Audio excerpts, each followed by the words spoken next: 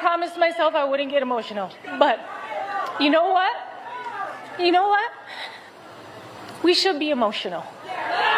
We should be upset. We should be scared and outraged. We should. Our pain matters. We matter. You matter. Your voice and your vote matters. And look, don't be afraid to make people around you uncomfortable. Invite people around you to be the change, to go out there and vote. Nobody likes having tough conversations or talking about politics, but trust me, I've been in some of these rooms. I see the way power works in this country. They love it when you do nothing, okay? A non-vote is an agreement.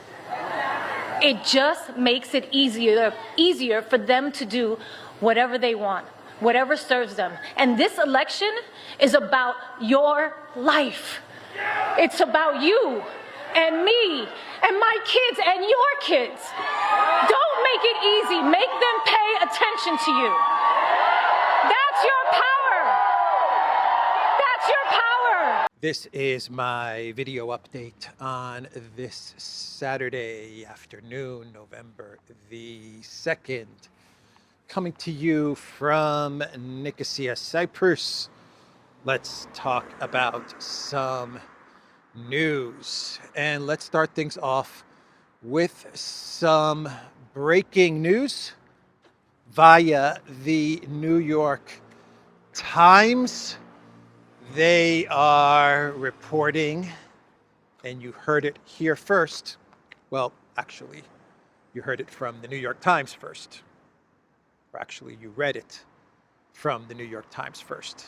If you read the New York Times. If you don't read the New York Times, well, you heard it here first. You heard it here first. This is the breaking news. This is the breaking news, everybody. The conflict in Ukraine, according to the New York Times, is no longer a stalemate. That is the breaking news. The conflict in Ukraine is no longer a stalemate. This coming from the paper of record. So what is the New York Times saying? What are they reporting? Well, the New York Times is saying that Russia is advancing and things look very grim for the Ukraine military. Thus, the stalemate has been broken, but, there is a but. There is a but. And the but is that give it one more year, even though things are tough for the Ukraine military, even though Russia is gaining territory, give it one more year. And the Russian military, the Russian economy, the Putin administration will collapse. Just give it one more year, according to the New York Times. That is what they are reporting. Let me read you what the New York Times is saying.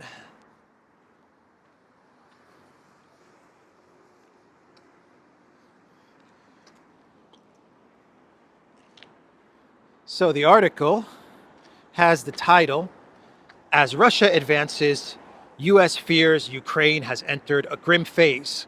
Western supplies are no longer Ukraine's main disadvantage, American military officials say." Ukraine's main disadvantage, by the way, is a shortage of men, of soldiers. That's their top disadvantage. They still haven't solved the weapons shortage problem. Haven't solved it, can't solve it, won't be solved in the short term or the medium term, probably can't be solved in the long term, but the weapons shortage has now been surpassed by the manpower shortage. So that's the top problem now for the Ukraine military. And the New York Times, they are saying American military and intelligence officials have concluded that the war in Ukraine is no longer a stalemate as Russia makes steady gains and the sense of pessimism in Kiev and Washington is deepening. The Ukraine military is struggling to recruit soldiers and equip new units. The number of its soldiers killed in action, about 57,000, is half of Russia's losses, but still significant for the much smaller country. Here's where the but comes in. Russia's shortages of soldiers and supplies have also grown worse, Western officials and other experts said, and its gains in the war have come at a great cost. If U.S. support for Ukraine remains strong until next summer, Kiev could have an opportunity to take advantage of Russia's weaknesses and expected shortfalls in soldiers and tanks, American officials say. U.S. government analysts concluded this summer that Russia was unlikely to make significant gains in Ukraine in the coming months as its poorly trained forces struggled to break through Ukrainian defenses, but that assessment proved wrong. So give it one more year. Give it one more year, and the poorly equipped, poorly trained Russian military will eventually fail. Ukraine will eventually be able to take advantage in one more year of the poorly equipped, poorly trained Russian military that is making gains, but making those gains at a severe cost. That's what the New York Times is saying. And then they have the paragraph where they say, the qualifier paragraph, where they say that the analysts, the government, the very smart government analysts that have been predicting Russia's collapse now for who knows how many years, even preceding the conflict in Ukraine, the gas station masquerading as a country. The government analysts, they thought that Russia was going to collapse during the super duper spring-summer counter-offensive that offended me and offended you and offended everybody. They thought that was when Russia was going to collapse because of its poorly trained forces, right? And it didn't collapse. It didn't collapse. And the New York Times says that the assessment proved wrong. The assessment for the spring-summer counteroffensive of Russia's defeat proved wrong. But believe them when they tell you that. Give it one more year. Give it until the end of 2025. The analysts believe that's when Russia's poorly trained and poorly equipped soldiers will lose. Just give it one more year. In the meantime, Russia makes gains, but it's coming at a great cost. It makes gains, but it's coming at a great cost. So that's the New York Times, everybody. Stalemate is over. Russia is winning, but not for long. Not for long. Russia's winning, but not for long. Says the New York Times. They've been wrong before, but believe them now. Believe them when they tell you now that 2025 is going to be Elensky's year. 2025 is going to be the year of Elensky. Yeah, so the BBC, they came out with an article which has the title, U.S. Election Weighs on Ukraine's Frontline Soldiers. And in this article from the BBC, they talk about the U.S. elections and how Ukraine is pretty much 100% dependent on the United States, and depending on who's going to become president, that will dictate the future of Ukraine. It all depends on who is going to be president. And the BBC, obviously, they say that a Kamala Harris presidency would be better for Ukraine, or at least better for the conflict in Ukraine to continue, because a Kamala Harris presidency will most likely continue to support and fund Ukraine for as long as it takes. While a Trump presidency, well, that one could be a bit unpredictable. They're not so sure about what would happen with the conflict in Ukraine should Trump become president. In the next couple of days, we will find out. The BBC does say in the article that there is a line of thought. There is some opinions in Ukraine. They were in Zaporozhye, in the Ukraine-controlled part of Zaporozhye, actually in Pokrovsk. And there were, they interviewed Ukrainians who told the BBC that they're actually pulling for Trump. The reason being that Trump will end the conflict in Ukraine, and they're tired of the war. So the BBC did let that slip out, but for the most part, they talk about how Kamala Harris will keep the war going, or at least there are better chances that if Kamala Harris wins, she will keep the war going. They interviewed Ukraine military, soldiers, commanders, who said that they told the BBC that they prefer Kamala Harris, and they need the U.S.'s support and the U.S.'s weapons to continue to fight. The U.S. weapons, they said, are much more superior than the Soviet weapons. And the BBC also puts out 3 scenarios of what could happen after the elections. They say that the first scenario could be a frozen conflict, like North and South Korea.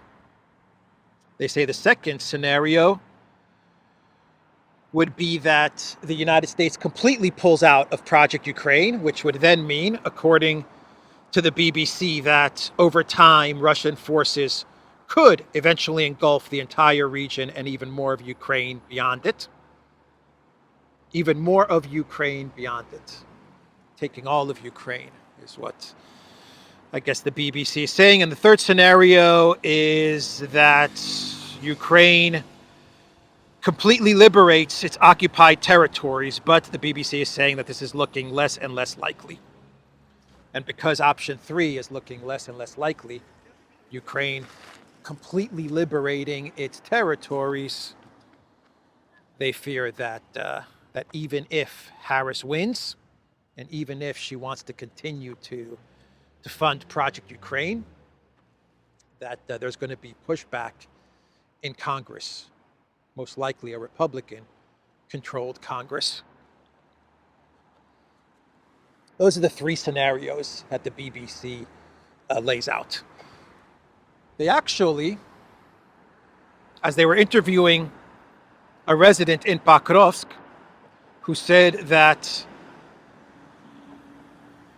they would prefer Trump to win because they want the war to end,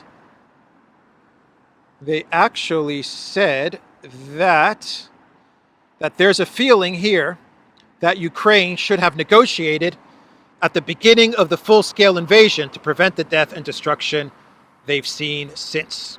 We spoke to many of these people around the embattled eastern town of Pokrovsk, where Russian forces are inching closer. There's a little bit of truth that comes out in the BBC article. It's a ton of propaganda, and it talks a lot about the superiority of NATO weapons, and it definitely advocates for a Harris win, so that if she were to win, the U.S. continues to support Ukraine, and they continue to pump money and weapons so that they can continue the conflict. But in the article, there is a little bit of truth that comes out. Just a little bit, but it does come out.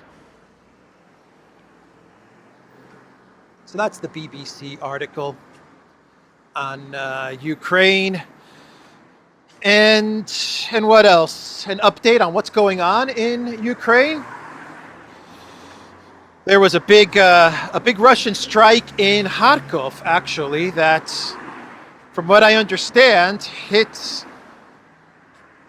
a training facility, I believe. And the reports are that it was a successful hit, and Iskander is what I read. Iskander hit the Academy of the National Guard of Ukraine in Kharkov. A lot of high-ranking officials reportedly were eliminated in this strike. This is coming from Russian sources, so keep that in mind. These are Russian sources which claim that this military academy was a successful hit. I imagine the Ukraine sources are saying that Russia hit a residential area. I imagine that's what they're saying. There were a lot of Russian drones that were hitting Kiev early in the morning. And I believe following the drones, missiles came into Kiev after the drones. And this was a pretty big strike on Kiev. At least that's what I read in the morning, but I don't have any further details as to what exactly was being targeted by the Russian military. Bloomberg reported that, very much like the New York Times did, they reported that,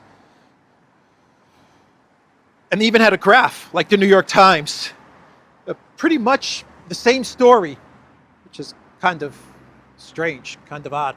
But they had a graph which showed Russia's territorial gains over the past 6 months. And Bloomberg, in their article, they said that Russia has gained the most territory in November than they have in many, many months before. Russia is gaining a lot of territory. I wonder why the New York Times ran the story along with the graph of Russia's territorial gains yesterday, and then Bloomberg followed up with their story, and they're very similar stories. I wonder what's going on. I wonder what these outlets are trying to say. That was Bloomberg's article. 200 square kilometers. Russia has captured more than 200 square kilometers in 7 days of fighting, according to Bloomberg. Since August 6th, the Russian armed forces have liberated more than 1,146 kilometers squared of territory, which is almost a quarter more than the first 7 months of the year.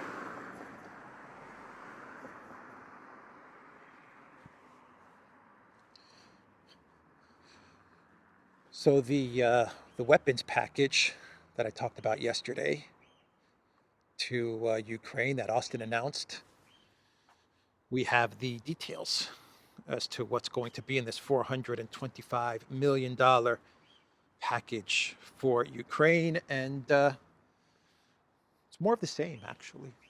It's more of the same. You look at the list of weapons, and I'll put it up on the screen right now so you can read some of the weapons: ammunition for NASAMS, Stinger missiles, air-to-ground ammunition, ammunition for HIMARS, artillery shells, artillery ammunition, anti-tank missiles, javelins, etc. It's just, it's more of what they have been giving Ukraine over the past 3-4 months. These 400 million, 200, 400 million dollar packages, which is just meant to keep Ukraine afloat. Not that the U.S. can really give more, or the collective West can't really give more. But what they're giving is just enough to keep them going for the next couple of months. That's my take on it. I look at this list and I come to two conclusions.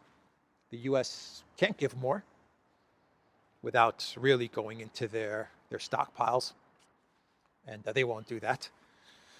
And whatever they give is just meant to keep them fighting for the next couple of months until the end of January, until inauguration. That's my sense of it.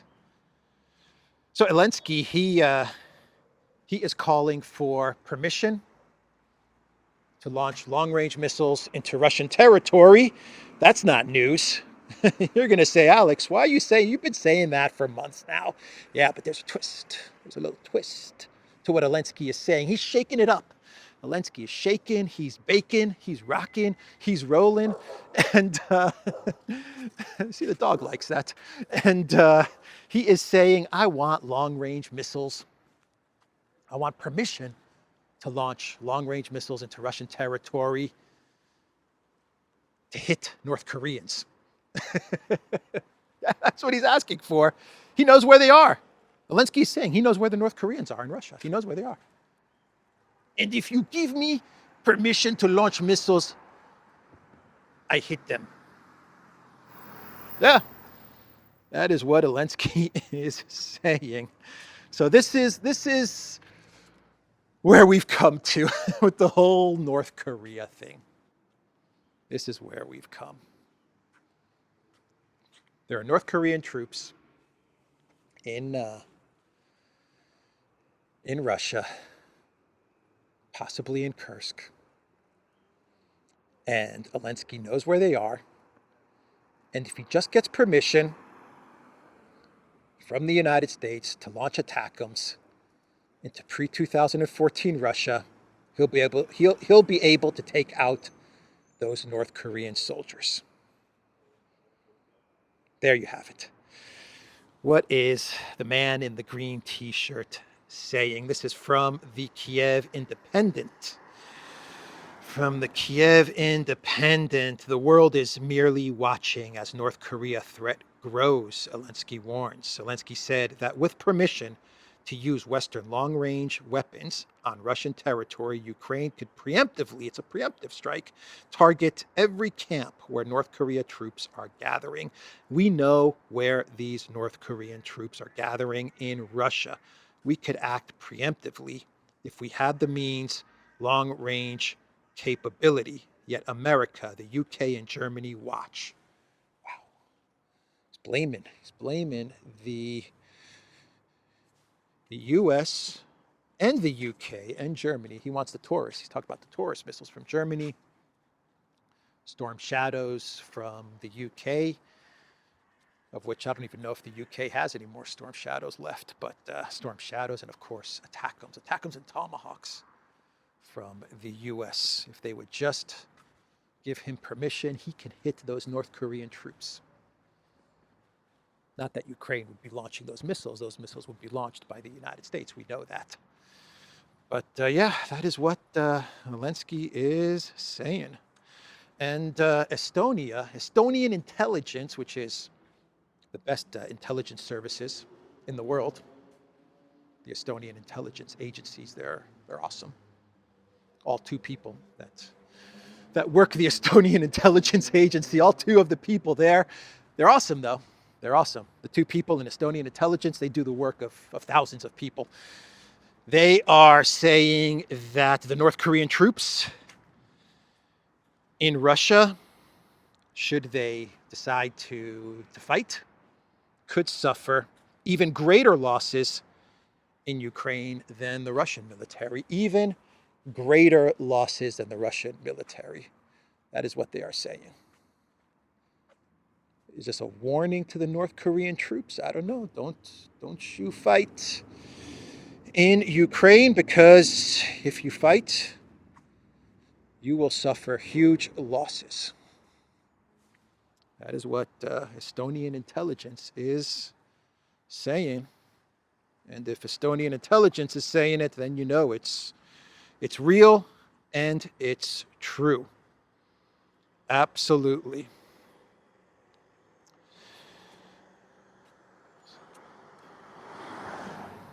So let's talk about Turkey. Turkey. Turkey is looking to pass their Foreign Agents Law, their Foreign Agents Act, their FARA Act. Georgia had their FARA Act. I think Hungary has their Foreign Agents Law. The United States, of course, has FARA. That's how all of this started, because of FARA. I believe FARA is a law from the 1930s, but it was never enforced, never really enforced. And then because of Trump and Russiagate and all of that stuff, the deep state decided to start enforcing FARA, and now every country is coming up with their foreign agents laws, their foreign agents bills. And the problem for the United States is that when countries like Georgia or Hungary or Turkey decide to implement the foreign agents law, it's going to show that the meddling in their country is coming from U.S. funded NGOs and universities and think tanks, and that's not going to be good for the United States. It's going to expose that the country that is really doing the interference in other countries' affairs is the United States. That's what these foreign agents laws are going to expose. And so the U.S. is okay with a FARA inside the United States. They're fine with that, but they don't like it when other countries are coming up with their foreign agents laws. Anyway, the Turkish law that is being proposed, I haven't read it. I don't know much about it, but the reports are that it's a very, very loosely interpreted law that could go after journalists that report against the Erdogan administration. That's what the reports are saying. I don't know. People who are watching from Turkey, they know better than I do. But this is the world. Someone was sleeping here. This is the world we live in now. Every country is going to start putting together their FARA acts, and it's not going to be good for the United States and the NGOs and all of these organizations. And all of this started, we can't forget this, it all started because of the US and FARA and Russiagate. They got the ball rolling on this foreign agent stuff. So what goes around comes around. This is boomeranging back at the US deep state. So that was interesting news. Someone's shouting something. I don't know what's going on. Someone's shouting. So the big story of yesterday in the United States, as we're walking around Nicosia on this Saturday afternoon, hanging out at Kess College. Don't know how good of a college this is, but looks pretty nice. I don't know. Not much of a campus, but the big story in the United States has to do with Liz Cheney. Liz Cheney and what Trump said during his interview with Tucker Carlson. How dare Trump, how dare he suggest that the neocons who start all of these unnecessary, destructive wars, how dare they pick up a rifle and go to the front lines and fight? How dare he suggest such a thing, which is what Trump was saying in the interview. He never said the word firing squad. He wasn't saying that Liz Cheney should face a firing squad. What Trump was saying to Tucker Carlson was that all of these neocons, Liz Cheney, Dick Cheney, all of these guys, they're constantly starting these wars, but they're never fighting in these wars. That's what Trump was saying. But he really, struck a nerve there with the neocons. You can tell. They're going crazy. They're going berserk over Trump's comments. And they're framing it as if Trump, the authoritarian, should he become president, this is what he is going to do to them and to his opponents and to all of the Americans, to all of America. This is what Trump is going to do. He's gonna put everybody in front of firing squads.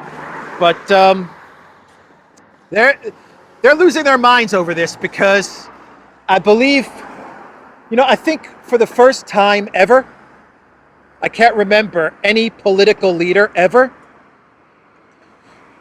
saying that these neocons should go fight. I don't think I've ever heard a leader in the collective West saying such a thing. I've heard journalists say such things, analysts. They've said, they've made statements saying, the neocons are always getting us into wars, but they're never fighting in those wars. I mean, I've heard that. That's actually a pretty common talking point, and it's a correct talking point. But I've never heard this coming from a political leader, a former president, possibly the next president, basically saying, neocons, you want to start wars? Grab a rifle and go to the front lines. You first. You go first, and then we'll follow. But you guys go first, since you're so excited to get wars started. So I think that's what really is bothering the neocons. How dare someone say this? Say this out loud. How dare they? How dare he? We don't fight in wars. We start the wars, but we don't fight in wars. That's basically the neocon mantra. We never fight in wars. We start the wars, yeah. If they go badly, which 99.99% of all the neocon wars that have started always end badly, not our problem. We move on to the next war. But we never, ever fight in those wars ourselves. Right? That's the neocon ideology. So everyone's losing their minds. At least everyone that is with the Harris camp, everyone that's deep state, everyone that's globalist, everyone that's neocon, neo-lib. Trump really got under their skin with that comment to Tucker. But just to set the record straight, whatever you think about Trump's comment, go listen to it, watch the video. It's everywhere. It's all over X. It's all over Telegram. It's all over social media. Trump never says the word firing squad. He never says Liz Cheney and firing squad, even though that is the narrative. The actual quotes that are coming out from people who are outraged at this comment from Trump is they're saying that Trump said Liz Cheney should be in front of firing squad, which is something he never said. He never said those exact words. Anyway, that is the big story, actually, in the United States. And with that, we can move on to our clown world. Did you guys know that Jake Sullivan's wife is running for Congress in New Hampshire? In New Hampshire, and there's a video going viral right now of her opponent, Lily. I forgot her opponent's name. Lily something. I forgot. But they had a debate. It looks like they had a debate the other day, and boy, did Sullivan's wife got demolished in this debate. I mean, she really had a hard time in this debate. But it's an interesting video. Go check it out. It's going viral. New Hampshire, I believe, is where this race is taking place. So, clown world, J.Lo comes out in support of Harris. Cardi B came out in support of Harris the other day. Her teleprompter malfunctioned. Cardi B's teleprompter was not working, so she had her assistant bring up her phone so she could read the script. And LeBron James coming out in support of Harris. But the Babylon Bee, the Babylon Bee put out, then of course the Babylon Bee, satire. They joke around a lot about the news, and their article has the title, Diddy's ex-girlfriend urges Americans to trust her judgment. The Babylon Bee, everybody.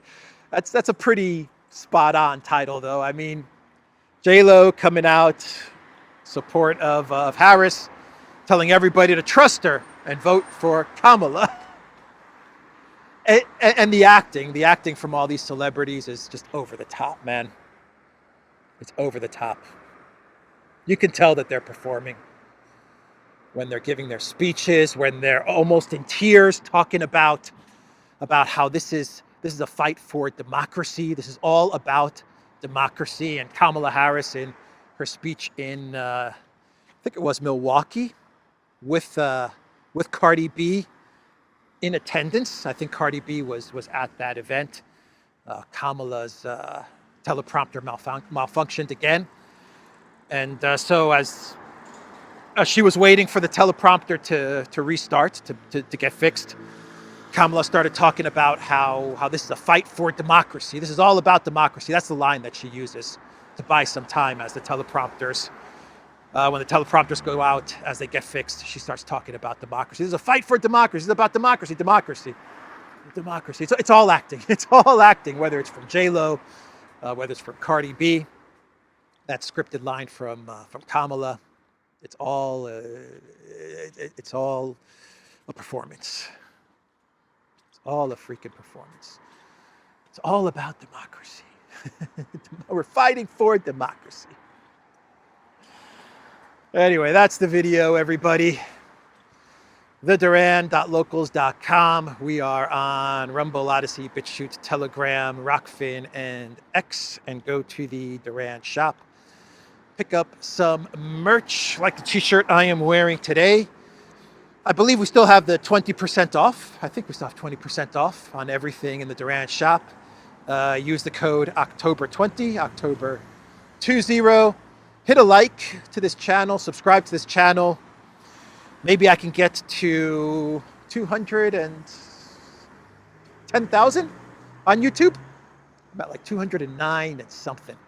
So let's see if I can get to 210,000 subscribers sometime in the next couple of weeks. All right, take care.